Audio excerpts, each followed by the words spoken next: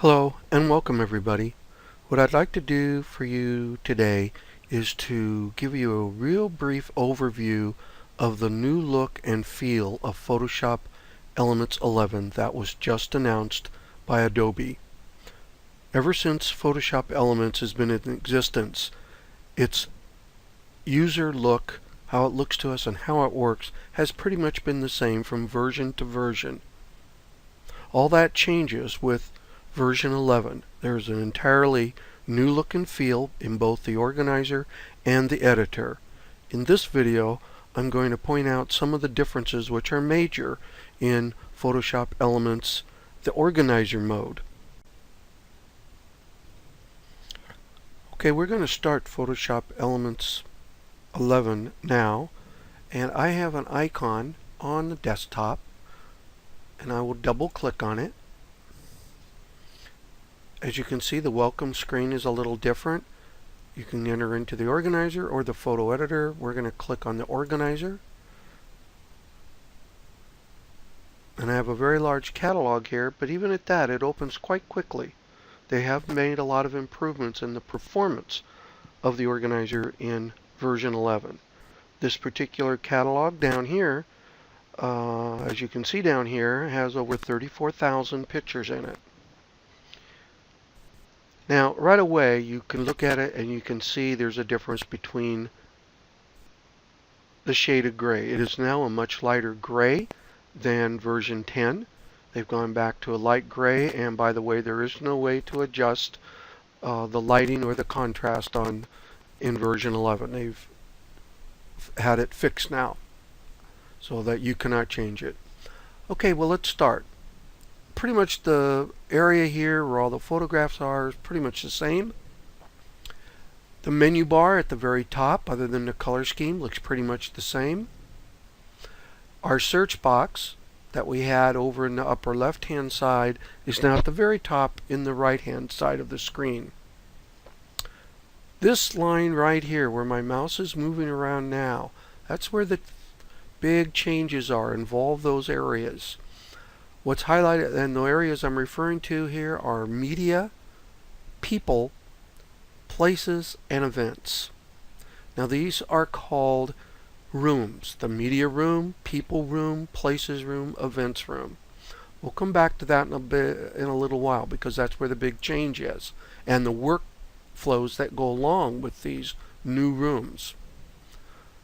Down below there is a timeline. It looks just like it did before. Bring it up in a similar way. On the right hand side where the tags and albums were, we do have tags, but now we have tags and then what's called information. This is the old properties panel that used to come up. Let me show you real quickly. I'll click on one of the pictures here. It's highlighted in blue.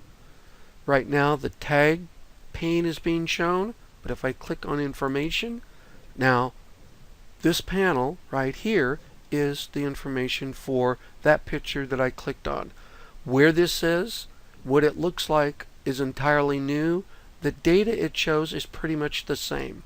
If I click on metadata, all of the information that was recorded along with the image itself is shown. And there's quite a bit. Remember there was a brief and a complete window that you could go back and forth between. Now once you're in metadata, you get it all. Actually right now we're on the complete. You don't get it all the time. Right here, that's complete. Here's a much briefer look at the metadata. Usually for most things you want to look at on terms of where the camera was set with regards to shutter speed or f-stop or ISO, putting this on brief, the button there is what you would want to do. Okay, down at the bottom now are whatever tags that were assigned to that picture are shown down here. That particular picture has been tagged with the following. Here's the main UCLA versus Nebraska. Football game is FB. That was a tag I gave it. And that shows it here. These other ones, you'll find out what they are. Those little look like teardrops, upside down teardrops. These are GPS data that I added actually using the places room up here to do that. Okay, so this looks entirely different. Let's go to the tags. Now I want to explain very closely here. Remember in the old versions of Elements, you had people, places, and events. Well, your old events tags that you have, if you've already been using Organizer and you've made a lot of events, all those are here under events and in parentheses tags. Version 11, when it converted your old catalog, assuming you say came from an earlier version, it made all your event tags that you had tagged in the traditional way go here. Under any of your tags you had put under places, remember that was a default tag or default category, all your old places are here with the under places with tags in parentheses. These are all your old tags from the earlier versions.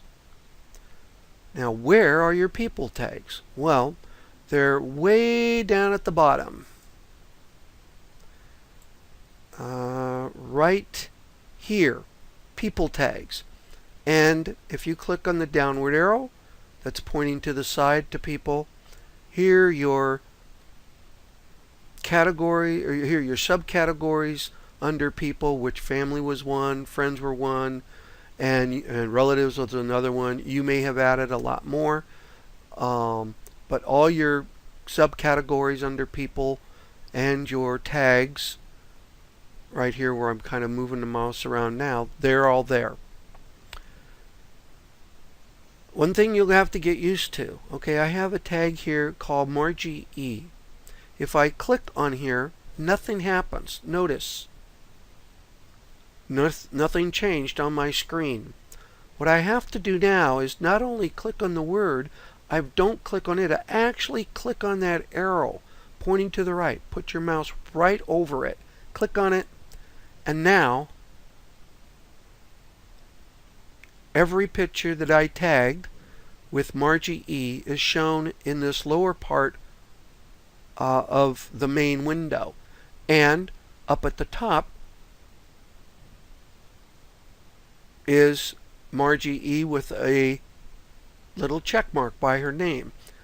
If I wanted to see all the pictures of Margie and Marilyn, I would click, and now the only pictures that have both Marilyn and Margie E in them are visible. Now I want to go back to looking at all of my thumbnails.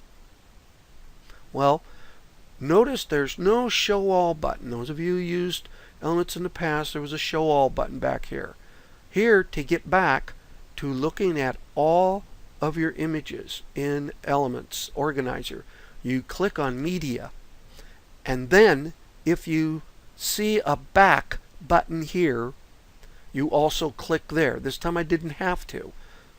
But when I see Media and no back button here, then that tells me I'm seeing everything in my catalog, and you can see we're back to looking at 34,651 pictures here. So we're viewing the whole catalog if we were to scroll up and down. Okay? Now, on the left-hand side, remember we had a folder location view that I didn't teach much about in our classes because it had a bug or two that made it difficult for people. But many of you probably like to work with folders and files, and you're comfortable with using Windows Explorer. Version 11 has made it a lot easier for you to kind of work in that mode. This little square in the lower left-hand corner where it says Show, if you click, excuse me, the left pane opens up. And right now at the very top are albums. Remember, albums are over here. Now they're over here. And they work pretty much in the same way. Won't talk much about those here. If you want to add a new album, you would click on the green plus sign. I'm going to collapse the albums, And now you see something called My Folders. If I click there, in pretty much not in hierarchical form, but just plain listed, is every single folder that there are some pictures in. So if I just arbitrarily click on one of these folders, symbols here, 2007 0607, if I just click there, the only two pictures that I took on that day are now shown over here. 6/7/2007. Those are the only two pictures in this folder. Same way if I clicked on another folder. But what you don't see here in this view is the path. You know, what folder, subfolder, sub-subfolder, etc. If you want to see that kind of a view, scroll up to the top and this little icon right here. They call it a tree. They also call it the show folder hierarchy. So if you click there, now it may take a few seconds longer, but now you get more of a hierarchical view to your folders. If you scroll up and down, you can see that I have most of my pictures on the D drive. Most of them are in my pictures and in some kind of a subfolder underneath that. And with a little tip, here's a folder here, and these folders with the little symbol that looks like a little tiny picture, those are the actual folders that contain images. This folder here doesn't contain any images, and yet it's included in the hierarchy, but it has a plus sign here in this tiny little square. If I click there, there's another subfolder. I'm going to click on that little square with the plus sign to expand that one, and I see some more. Finally, I get down inside the tree, and in this folder right here, there's that little icon, looks like a picture. Click there. These two, actually these appear to be PDF file. One's a PDF file and one is not quite sure what it is, but they are probably not pictures. But the point is they are part of the catalog, and that's where they're at.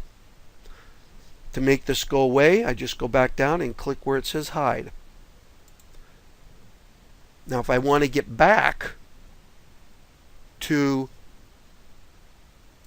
viewing the picture area as we did before I go back, I'll go back up here, get to the top with that tiny little scroll bar, click on the tree to collapse it, and then make this folder go back this way. And now I want to close this, and notice I don't have a show all button, but I'm only looking at those two pictures that were in that particular folder, beginning dash organizing. But notice it says all media here. I'm going to click there. And by the way, earlier when I said back, I was really saying all media. So to get back to do the same function as you did with show all, you first click on media and then you click on all media button if it's showing. It's kind of like the show all media. Okay, now what are these last three things? These are, if you use people recognition, then you will get a bunch of people in the people room when you click on the button up here. I didn't use people recognition, but so my top pictures of each one of these names of people, and some of them aren't people, some of them are more events, just based on how Elements interpreted how I had put together my earlier catalog that it converted from version 10. But if I just, here's one where I did use face recognition for my granddaughter Paige, or at least on that one picture. But if I double click, now all of these pictures, all these squares are Paige, but we have no idea because we're on the faces view of them. And I didn't use face recognition. I didn't find that worked well for me in earlier versions. But on this button in the upper right left-hand corner, if I click where it says photos, now all these photographs, somewhere Paige is in them. If I had used the people face recognition, when I'm not going to go into here, these pictures would have been found most likely, at least those where page is facing us and elements can determine its page and I can train elements, and that she would not be thumbnails in that view or when I uncollapse. And I can uncollapse, let's see, how can I uncollapse? I think I just clicked on people again. I'm not as quick on all of these new settings as I could be, although I've been using Photoshop Elements for several months now. Had a lot of relearning to do because I had been so entrenched into the old user interface and the old workflows that go along with it. Places, very easy now to place and find images on the maps. We won't go through that here, but all these places that you see, thumbnails throughout the United States, I have pictures that I've put in places. Even though I didn't have them in places when they were first in my catalog, I've gone through and entered some now into version 11 since I've been using it. And events, I've only entered in 2 events. Events can be multiple day events now. I've just entered in simple events. This particular event is a UCLA versus Nebraska game at the Rose Bowl a couple of weeks ago. I'll double click on it, and these are all the pictures that I identified with that event. What did I take? About 67 pictures. So to get back to just events themselves, click there again. These are stacked events. This other event that I recorded was a trip I took to Houston to see UCLA play Rice in football. Double click there, and these are all the pictures I took there. I can go to between my 2 events that I've defined simply with these arrowheads up here. I just went to UCLA versus Nebraska, back to UCLA versus Rice. Now there's a lot of other things, a lot of them you'll see familiar, but basically what I wanted to do in this particular video is to just give you a real quick overview. Oh, here's something I forgot. Let's go back and go to all of our media. Here's all the media. It says all media, so I know I'm looking at my entire catalog. These icons down in the bottom, there used to be some other icons up in this area in earlier versions. Now they're down here. I can add people, I can rotate, I can undo something I've done. This is the icon that I use to show and turn off the folder view. Undo, rotate, add people, add places, add events. That's working with these 3 rooms, they call them. People room, places room, and events room.